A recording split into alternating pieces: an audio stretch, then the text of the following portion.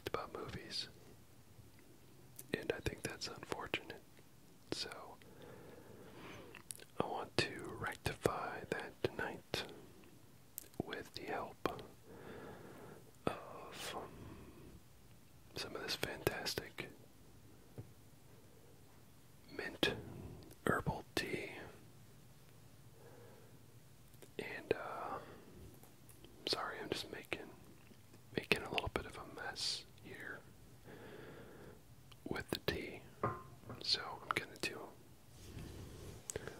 some emergency rearranging of stuff. Okay. These movies, just like last time, are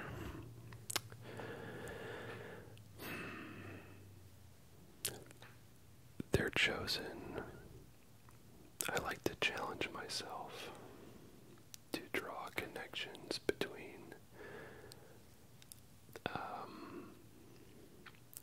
movies that seem like they don't have any relationship with one another at first glance, but maybe, just maybe, I can work out some way to create some tenuous, strained connection between each of these movies. Let's see. How many do I have here? It looks like I've got 1, 2, 3, 4, 5, 6, 7, 8, 9, 10, 11, 12, 13, 14. Math is not my strong suit, but I think I may have 15 movies here, give or take. Let's get started, shall we? These are, by the way, in completely random order. Essentially, I will be presenting these to you in the order that I found them on my shelf. Oh, and another thing, sometimes people get offended when I say I don't like something that they like, whether it be a movie or a TV show. And my recommendation is, if you find yourself in that position, I would say, don't take what I say that seriously. I was going to say something else, but it's all about keeping it positive here in the ASMR community.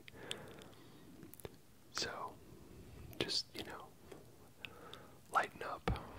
Alright. Let me get this framed properly in the shot. Sorry about all the reflections. Night of the Living Dead. This is specifically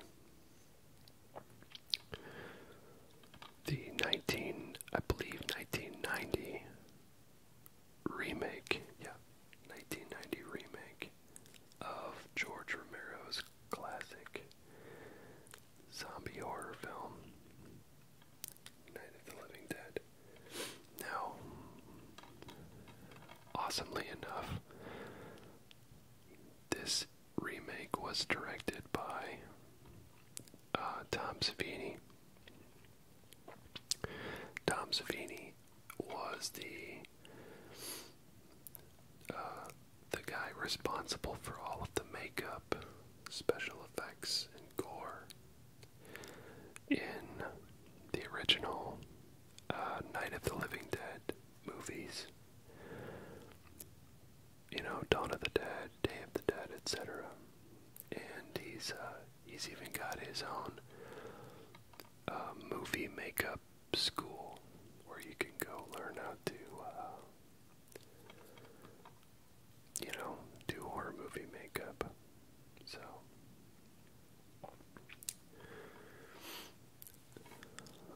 unlike most remakes, Tom Savini's Night of the Living Dead is an extremely underrated and well put together homage to the original movie. It stays very true to the original script, and it's got updated makeup effects and everything. It's highly worth watching, and you should be able to find it on DVD for almost nothing. There's the back of it there. Some pretty cool stuff. I especially like the zombies that have been strung up from the trees by all of the local townsfolk. It's good stuff. Okay.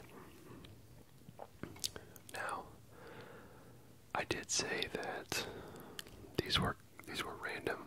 This is actually the only exception to the randomness. So, this is the original Night of the Living Dead, directed, of course, by George Romero. And if you like this, definitely check out the remake.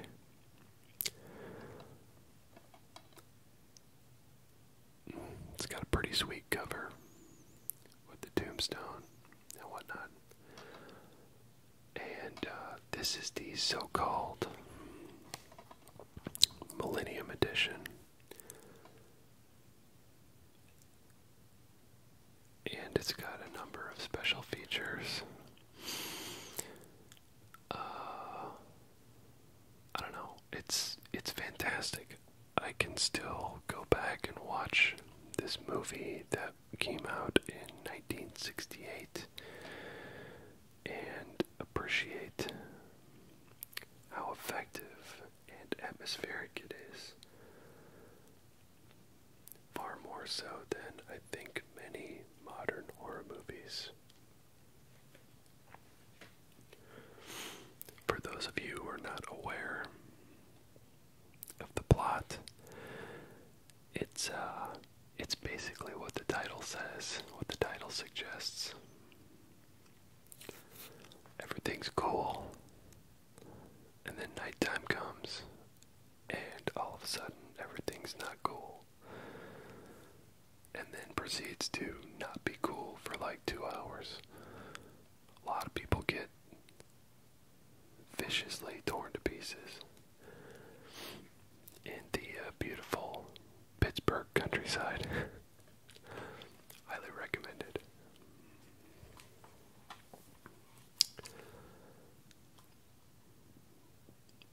Young Frankenstein.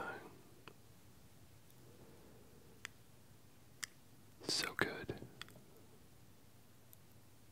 I think maybe my favorite Mel Brooks movie besides Robin Hood, Men in Tights, which, by the way, features a very young and very funny Dave Chappelle in what I think maybe his first movie appearance. The Young Frankenstein is Mel Brooks' take, of course, on the original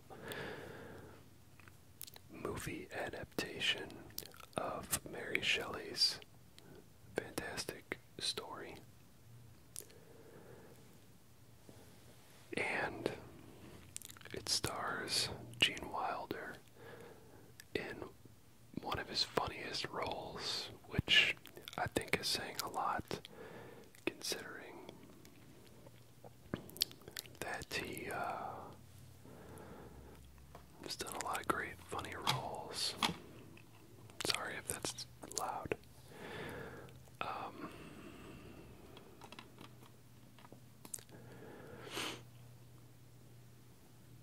there's some great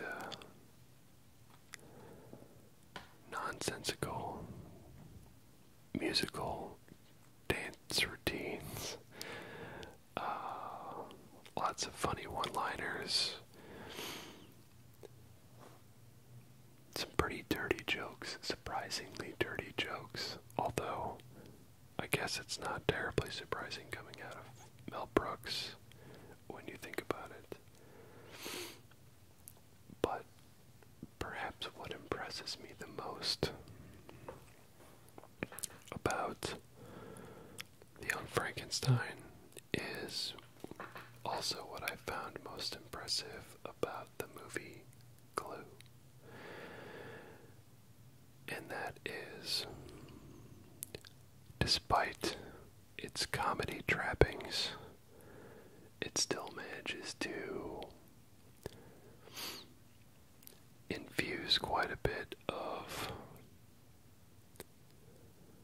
I think, effective horror atmosphere into the mix.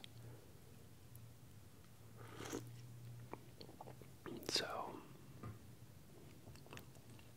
I can't imagine that it's very easy from the perspective of a director to do both of those things at the same time. And obviously Glue is a great example of that.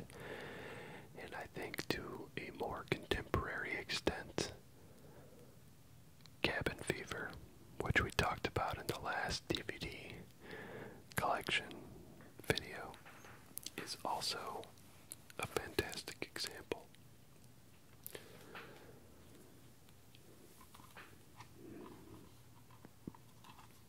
Grandma's Boy.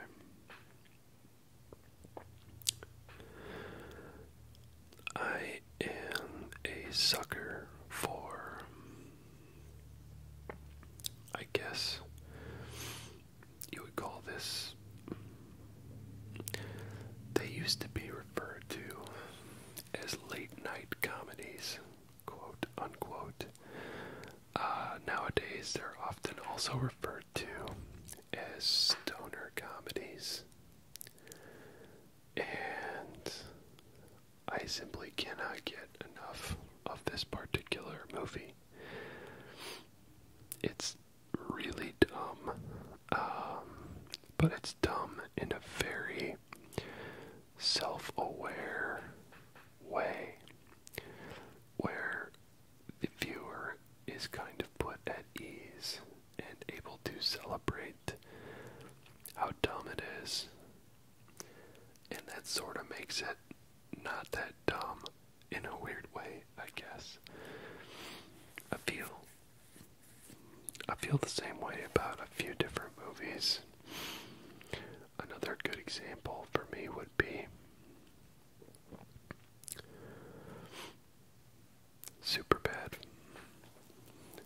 Both of those movies, by the way, feature Jonah Hill, but Jonah plays a much smaller part in Grandma's Boy than he does in Superbad.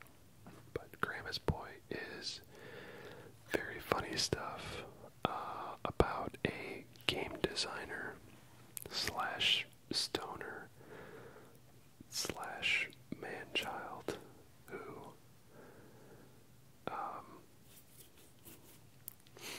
works at a company testing games, but actually designing and coding them on his spare time. And there's a little bit of, I guess you could say, drama involving his boss. And the movie explores how that plays out. And it's delightful.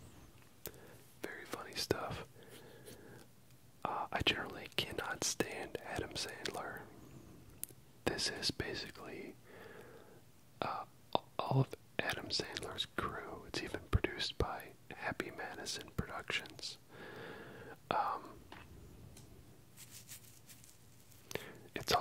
Adam Sandler's crew doing comedy instead of Sandler himself, so I find it a lot more palatable.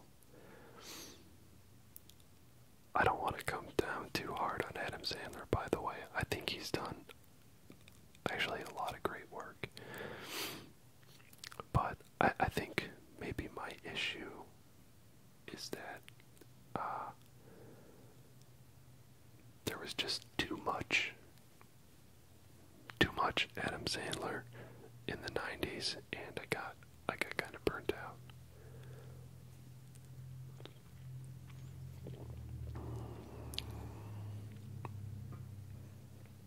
I just burnt the hell out of myself. But I'm gonna play it off like it's all good and just move on with this video.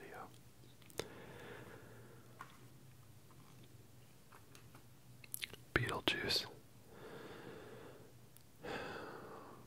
I love this movie.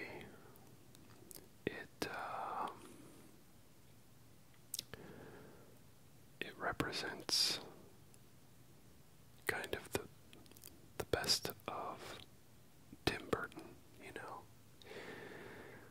It's back before Tim Burton was doing his kind of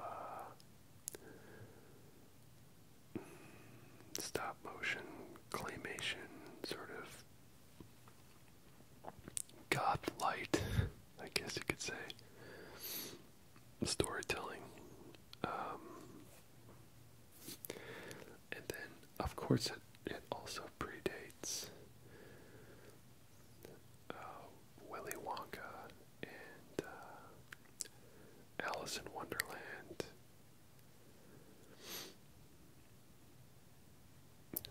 And there's another one with, it's all black and white with Johnny Depp that came out a little more recently. So yeah, Tim Burton's gone through a lot of phases, but I think his original kind of 80s and early 90s career is the strongest, in my opinion.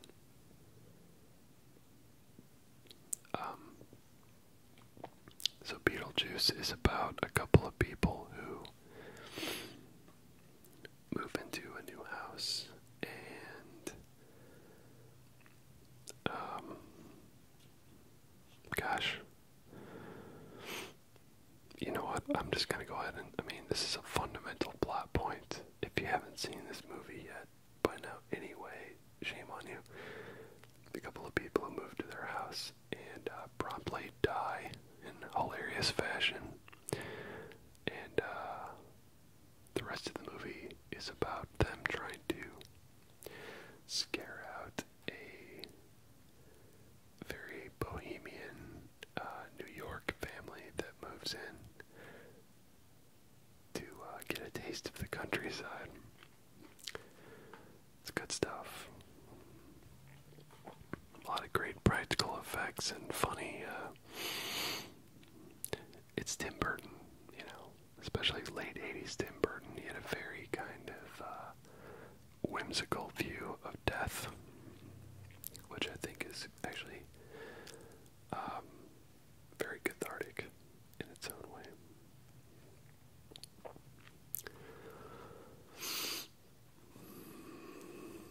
I know what you're saying. You're saying, oh, the Goonies, aren't you special? You and everybody else. Okay, that's fine, that's fair. But there's a reason it's such a popular 80s movie, and it's virtually flawless, in my opinion. You know,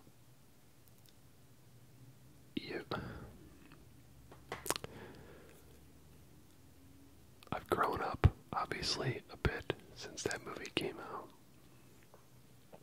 And I will admit that it's a little harder to stomach the kind of saccharine delivery and story beats that sometimes occur in this movie. But choose to look past those things, because underneath the kind of rough dialogue delivery is an extremely charming, well-visualized story about a group of outcast kids trying to save their town. I love it. Never gets old for me. Oh yeah, and it's got, I should mention, some notable actors in it, specifically Corey Feldman in an early role, playing the smartass of the group, aptly named Mouth. And perhaps most importantly, it's got Josh Brolin, who, if you'll remember back to the last DVD video, was in Thrashin', another great 80s movie. And it's also got Sean Astin, who you will, of course, recognize from Lord of the Rings, alongside his buddy Elijah Wood, who is not in the Goonies. And it's got the kid who played Short Round in Indiana Jones. I can't pronounce his name, and I'm not going to attempt it, out of respect for him and his family.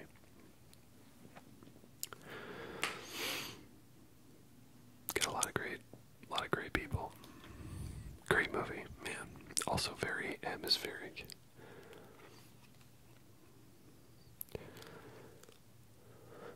Monty Python and the Holy Grail. There are not enough hours in the day to talk about why I love this movie. So I'm gonna have to keep it kind of, short and to the point.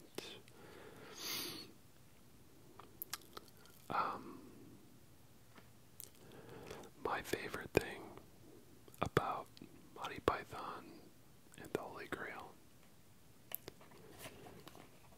is, I think, the art style. And you could say that, of course, about all of Monty Python's output. But there's something about, I think what it is that I absolutely adore medieval Dark Ages fantasy, which of course makes me hardly unique, but I'm trying not to burn myself. Okay, that went better. But the Monty Python take on dark fantasy, set in the time of King Arthur, is, I think, wholly unique. And I just realized maybe that's what ties all of these movies together. I like the combination of comedy and dark atmosphere. It's a weird one, and that's absolutely what this movie brings to the table in spades. It's got a pretty sweet collector's edition cover. It's like a holographic image.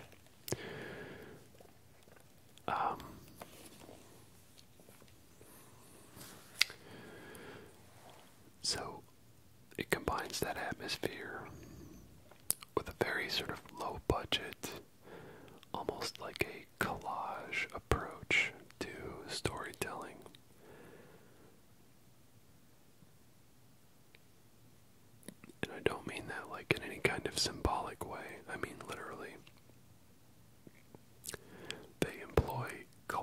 pages of different images, no doubt photocopied over one another and filmed in interesting ways. And they tell these little kind of interim pieces of story between the live action parts, and there's something very, God, this is going to sound so pretentious, so just, hold on to your butts. There's something very rich, there I said it, very rich about, I guess, the color schemes and the creature designs and the use of, like, atmospheric lighting and sound design, and yet it's all so extremely whimsical and meant to be a parody of everything. It just works like crazy. It's so funny.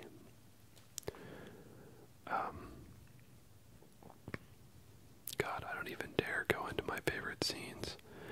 Again, we'd be here all day, but perhaps the scene that stands out most to me in terms of comedic value is when King Arthur encounters two peasants working out in the dung fields, slinging dung into piles. That's what they do. And they proceed to have one of the most hilariously nuanced political arguments about the relative advantages and disadvantages of different government structures and economic systems. It's very funny, very funny. That kind of like dissonance always makes me laugh when it's well executed. Okay.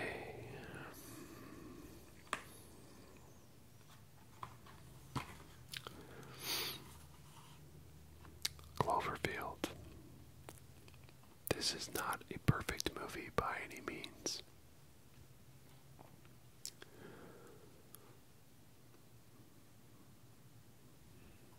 That being said,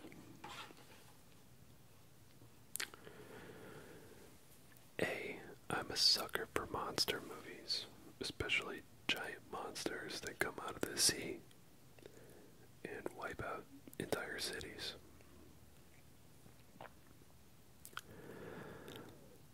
B, although imperfect, I would argue that Cloverfield's presentation of interpersonal kind of dynamic relationships between people that the audience has only known for a few minutes does a great job of selling the idea that these people have known one another for years. C, I would further argue that dynamic between the friends in Cloverfield is helped along immensely by their panicked circumstances. And that is something I believe is often attempted but rarely achieved by other movies in that category. I should mention, I don't actually own the DVD, but you guys should check out the movie, I think it's called The Host, or just Host. It's a Korean giant monster horror movie, very much along the same lines as Cloverfield, and I think it's better than Cloverfield, to be honest. It tells a better story about people than Cloverfield does, and honestly, I think the monster's a little bit better too.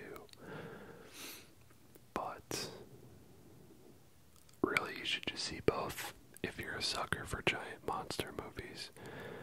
I sincerely believe that those two movies are the best and closest we've gotten to, I think, the ideal of Godzilla.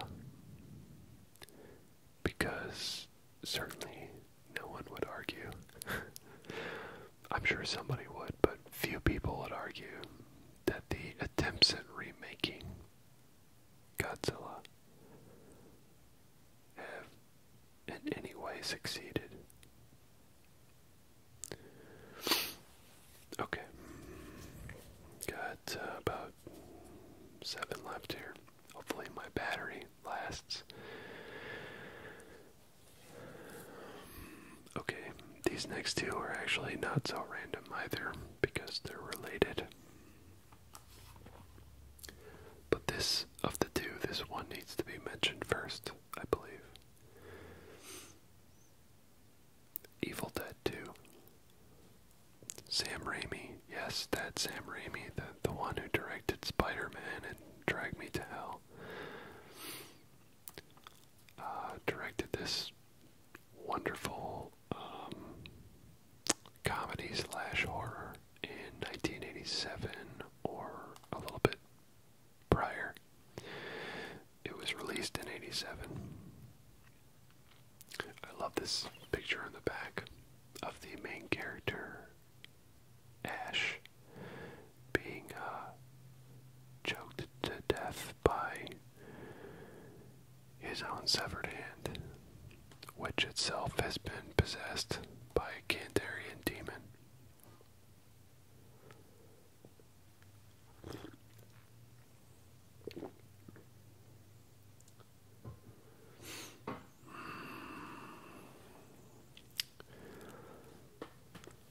Evil Dead 2 is really violent. It's got great practical effects.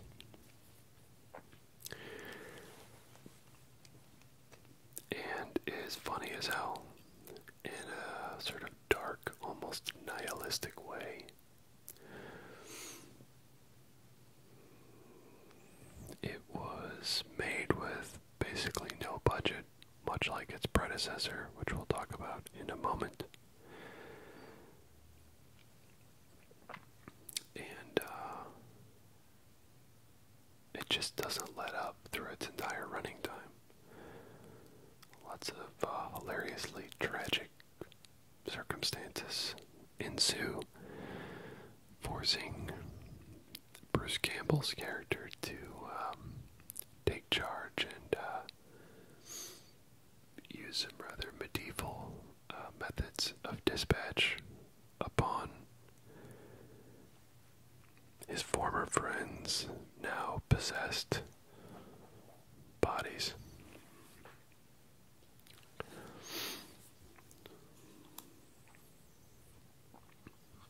The Evil Dead. This is the original, of course. Came out in 1982. Absolutely brilliant.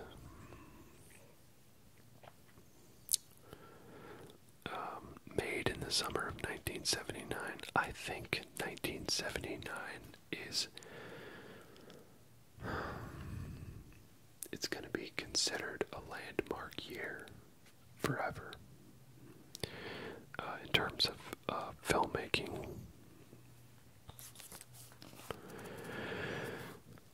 A lot of good stuff came out that year, and I'm not going to go through the whole list, but I mean, you've got some heavy hitters. I mean, Alien came out in 1979. And although I guess I can't count Evil, 1979 was just an important year in general. I'll just put it that way. This came out in 82, but it was funded and made in 79. And probably 80. Basically the same exact plot as Evil Dead 2.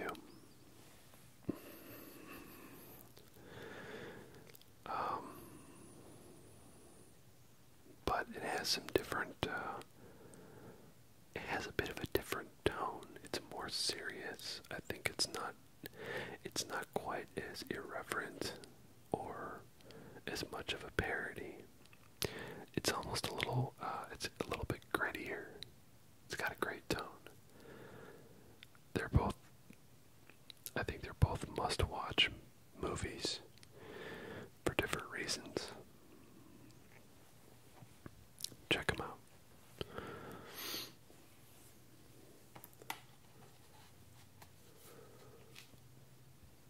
Iron Man.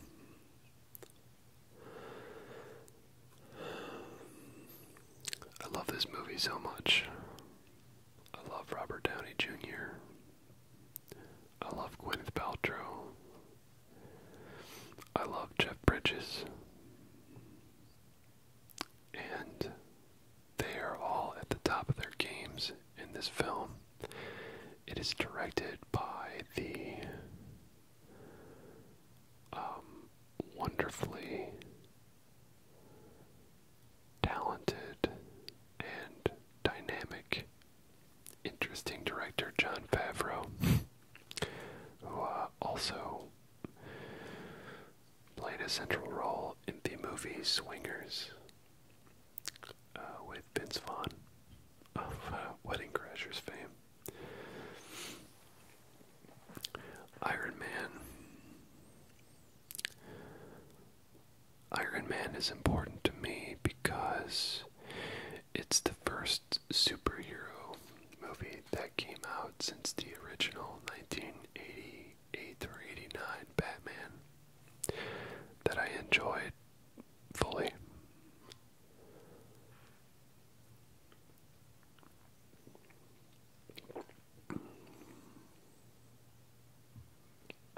Take that with a grain of salt.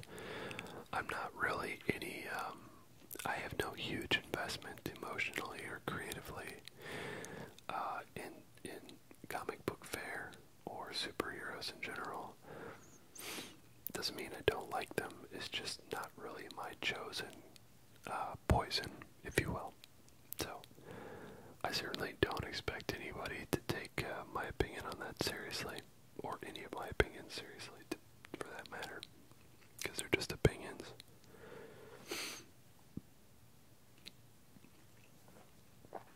But for what it's worth, I will attempt to expand on why I think this about Iron Man.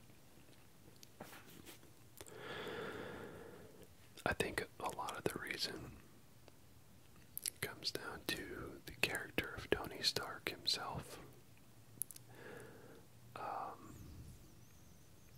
I think Favreau and the scriptwriters did a great job of capturing,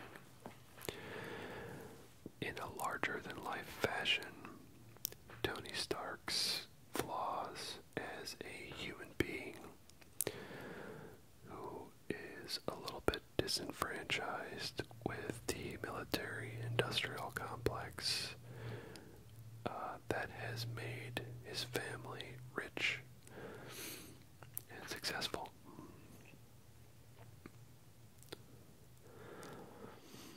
That's not a political statement, by the way. It's just simply, it's interesting to watch or read a story about a human being who has grown content, but perhaps bored, kind of changed their view on things out of simple necessity. I apologize for the jet flying over. Not much I can do about it.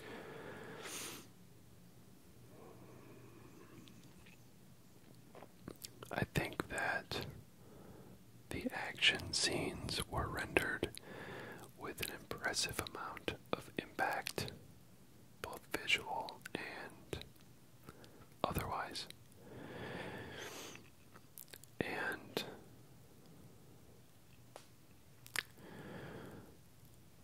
I think the filmmakers paid great respect to all of the different sides of Tony Stark's personality, both as weapons engineer and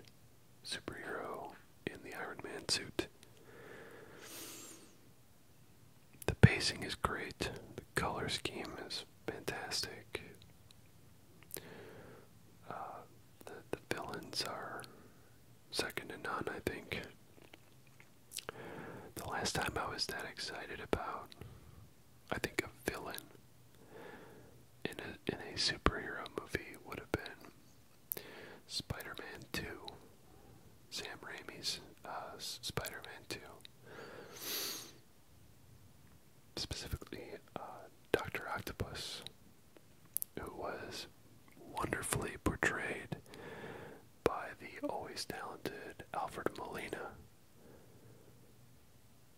who, as a side note, played a hilariously ill-fated and short-lived role in the first Indiana Jones movie. In fact, at the very beginning scenes, when he's going for the idol, go back and check it out for a glimpse of a young and hungry Alfred Molina. So, there's maybe not much more to say than that. I love everything that happens in the movie. I think it's paced beautifully and acted even better. So kudos to Favreau for putting that one together. Okay, 4 more to go. Silence of the Lambs. We're actually getting into Blu-ray territory now for these last 4. Not that it matters, but Silence of the Lambs is horrifying to some and hilarious to others. For me, it started out horrifying. Certainly, the subject matter is dark and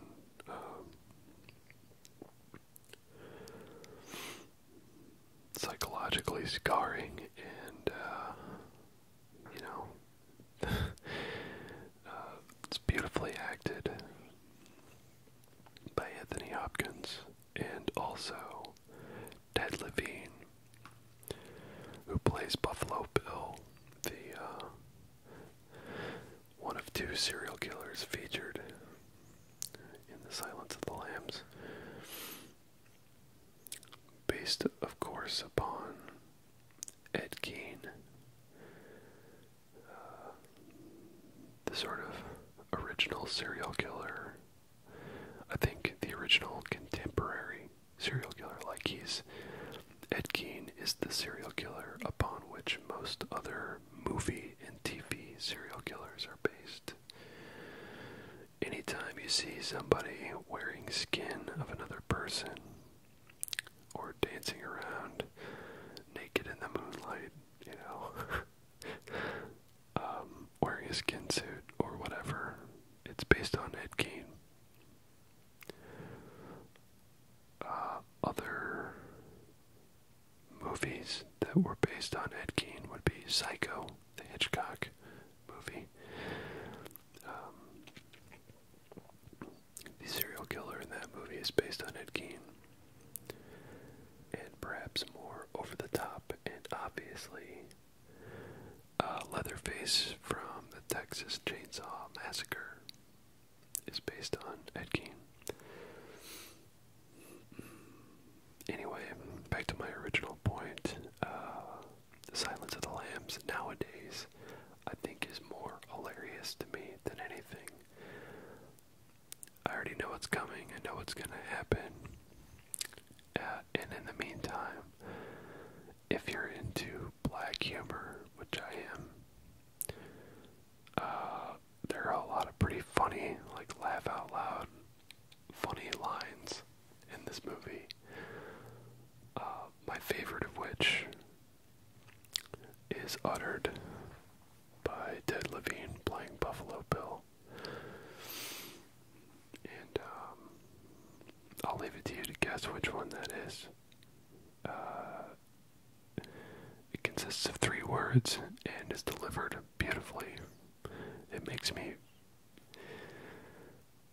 makes me laugh every time. It's so funny. I use this phrase actually fairly often in my life whenever I run into something that I think is crazy. Makes me think of Crazy Buffalo Bill. Okay. Drive. Man, this is a special movie to me.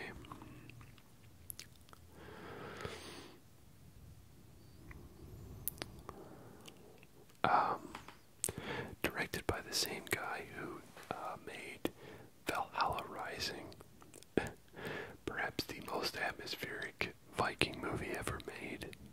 Go check it out. I highly recommend it. It's pretty quiet. It's pretty long, and it's fairly brutal in parts. And it's got a great ending that kind of leaves you wondering a little bit.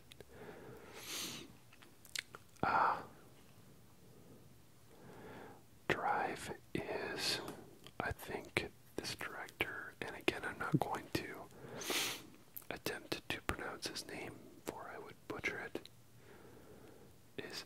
His first name is Nicholas. His middle name is Winding. And I'm not sure how to pronounce his last name, but it is spelled R-E-F-N.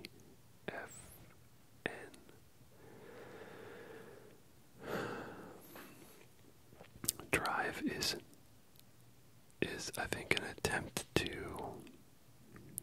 recreate the great gritty crime movies of the 70s and 80s.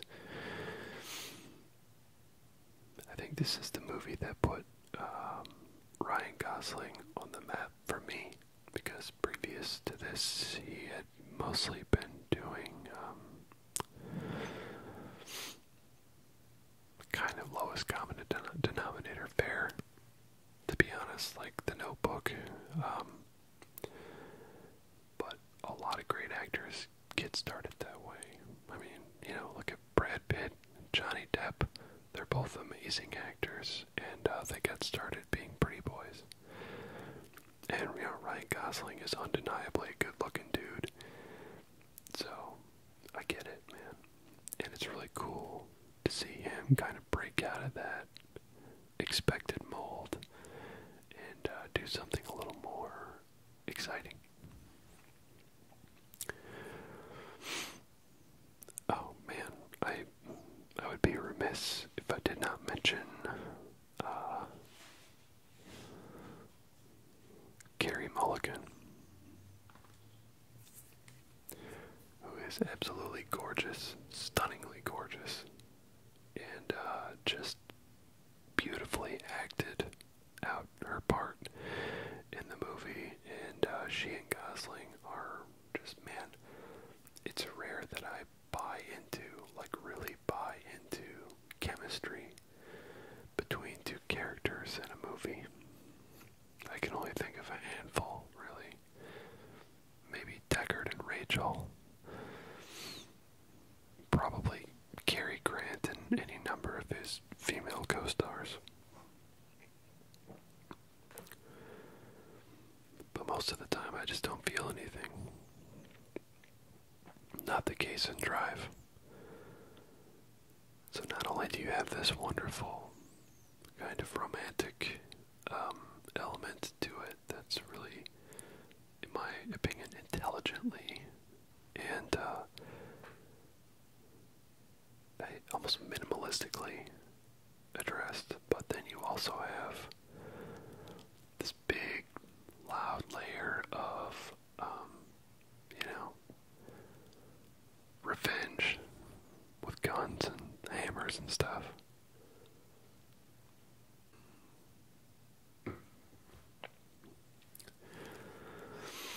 So, if you want to see Ryan Gosling go from calm to alarmingly angry and vengeful over the course of a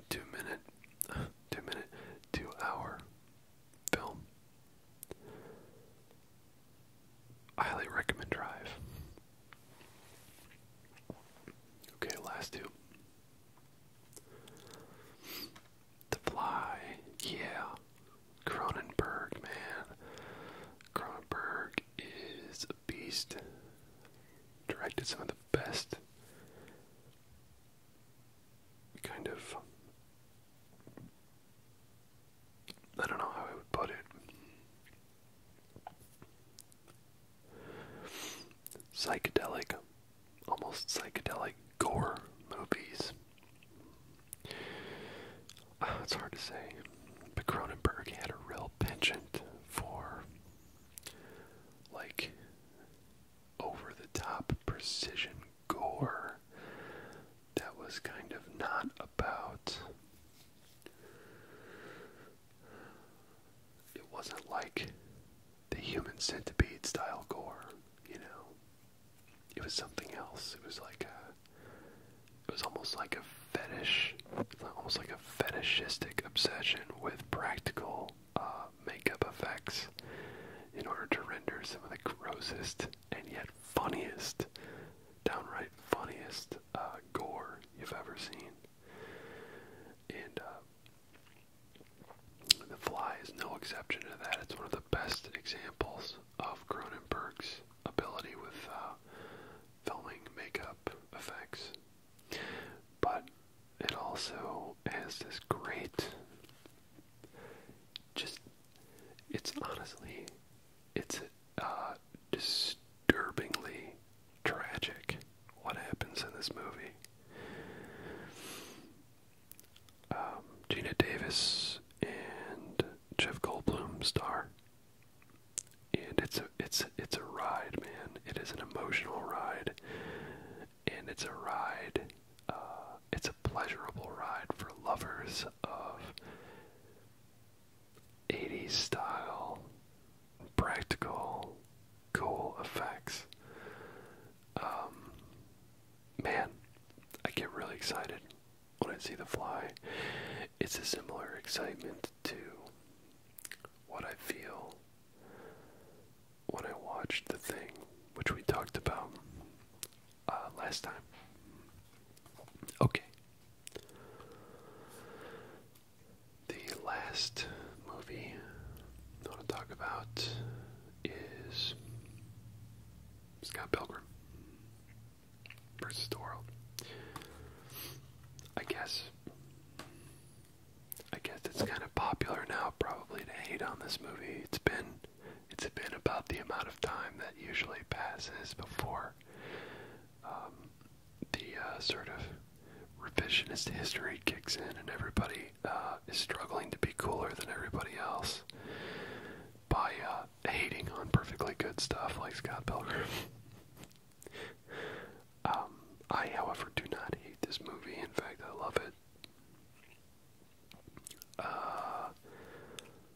Look, I'm going to be completely transparent with you. Yes, a big part of why I originally wanted to see this was because, you know, Mary Elizabeth Winstead. I will see her in anything because she's a very pleasant-looking woman. But I also found that the concept of this guy sort of playing out a typical set of concerns that, you know, a young kid would have when he's trying to kind of get the attention of a pretty but, you know, kind of broken girl. And of course, all of those typical feelings play out in larger-than-life fashion through a series of actual fights to the death against all of Ramona. That's the love interest. All of Ramona's ex-lovers.